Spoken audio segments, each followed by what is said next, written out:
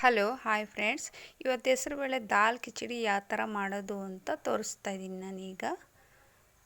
ಅದಕ್ಕೆ ಬೇಕಾಗಿರೋ ಸಾಮಗ್ರಿಗಳೆಲ್ಲ ಇಲ್ಲಿ ಇಟ್ಕೊಂಡಿದ್ದೀನಿ. 1 ಕಪ್ಪು ಅಕ್ಕಿ, 3/4 ಕಪ್ಪು ಹೆಸರುಬೇಳೆ, ಒಂದು ಮೀಡಿಯಮಲ್ಲಿ 3 ಈರುಳ್ಳಿನೂ ಕಟ್ ಮಾಡಿ ಇಟ್ಕೊಂಡಿದ್ದೀನಿ, 2 ಟೊಮೊಟೊ, ಸ್ವಲ್ಪ ಇಂಗು, 1/4 ಸ್ಪೂನು, ಶುಂಠಿ ಬೆಳ್ಳುಳ್ಳಿ ಪೇಸ್ಟ್ ಏನು ಹಾಕ್ತಾಯಿಲ್ಲ ನಾನು, ಕಟ್ ಮಾಡಿ ಇಟ್ಕೊಂಡಿದ್ದೀನಿ, 2 ಹಸಿಮೆಣಸಿನ್ಕಾಯಿ, ಸ್ವಲ್ಪ ಜೀರಿಗೆ, 1 ಸ್ಪೂನಷ್ಟು ಜೀರಿಗೆ ತೊಗೊಂಡಿದ್ರಲ್ಲ ಜೀರಿಗೆ, ಅರಿಶಿನ, ಕರಿಬೇವಿನ ಸೊಪ್ಪು, ಒಂಚೂರು ಕೊತ್ತಂಬರಿನೂ ಇಟ್ಕೊಂಡಿದ್ದೀನಿ.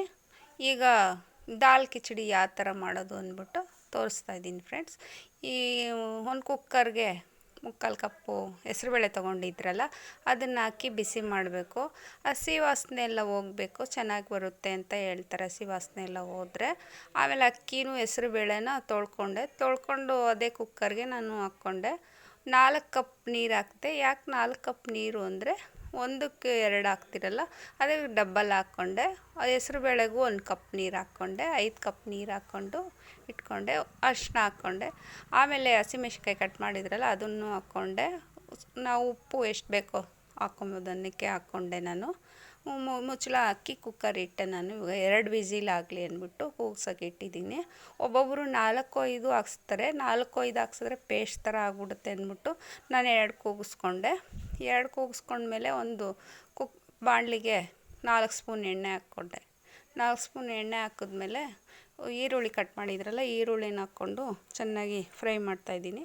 ಚೆನ್ನಾಗಿ ಇದಾದಮೇಲೆ 1-2 ಟೊಮೊಟೊನೂ ಹಾಕ್ಕೊಂಡಿದ್ದೀನಿ ನಾನು ಕಟ್ ಮಾಡಿ.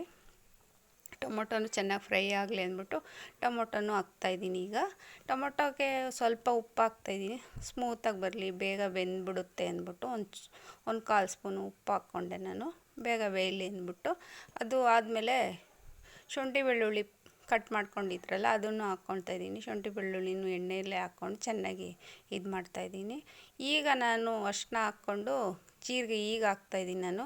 ಜೀರಿಗೆ ಯಾಕೆ ಈಗ ಹಾಕ್ತಾಯಿರೋದು ಅಂದರೆ, ಈಗ ಹಾಕಿದ್ರೆ ಮಧ್ಯದಲ್ಲಿ ಹಾಕಿದ್ರೆ ತುಂಬ ಟೇಸ್ಟ್ ಬರುತ್ತೆ ಅಂತ ಹೇಳ್ತಾರೆ, ಅದಕ್ಕೆ ನಾನು ಈಗ ಜೀರಿಗೆ ಹಾಕ್ತಾಯಿದ್ದೀನಿ. ಜೀರಿಗೆ ಹಾಕಿದ್ಮೇಲೆ ಕರಿಬೇವಿನ ಸೊಪ್ಪನ್ನು ಈಗನೇ ಹಾಕ್ತಾಯಿರೋದು ನಾನು, ಹಾಕ್ಕೊಂಡೆ. ಆಮೇಲೆ ಖಾರಕ್ಕೆ ಮೆಣಸಿನ್ಕಾಯಿ ಪುಡಿ ನಮಗೆ ಎಷ್ಟು ಬೇಕೋ ಅಷ್ಟು ಹಾಕ್ಕೊಂಡೆ. ನಾನು 1 ಸ್ಪೂನ್ ಹಾಕ್ಕೊಂಡೆ. ಖಾರ ಜಾಸ್ತಿ ತಿನ್ನೋರು ಹಾಕ್ಕೊತಾರೆ, ನಾವು ಕಡಿಮೆನೇ ತಿನ್ನೋದು ಅಂದ್ಬಿಟ್ಟು 1 ಸ್ಪೂನ್ ಹಾಕ್ಕೊಂಡೆ. ಈ ಕುಕ್ಕರ್ ತೆಗೆದು ಮುಚ್ಚಳ ಬೆಂದಿತ್ತಲ್ಲ ಹೆಸರುಬೇಳೆ ಕಿಚಡಿ, ಇದನ್ನು ನಾನು ಬಾಣಲಿಗೆ ಹಾಕ್ಕೊಂಡು ಆ ಫ್ರೈ ಇದರಲ್ಲೇ ಇದು ಮಾಡಿಕೊಂಡೆ. ಚೆನ್ನಾಗಿ ಕೊತ್ತಂಬರಿನೂ ಹಾಕ್ತಾಯಿದ್ದೀನಿ ನಾನೀಗ. ತುಂಬ ಟೇಸ್ಟಾಗಿ ಬರುತ್ತೆ.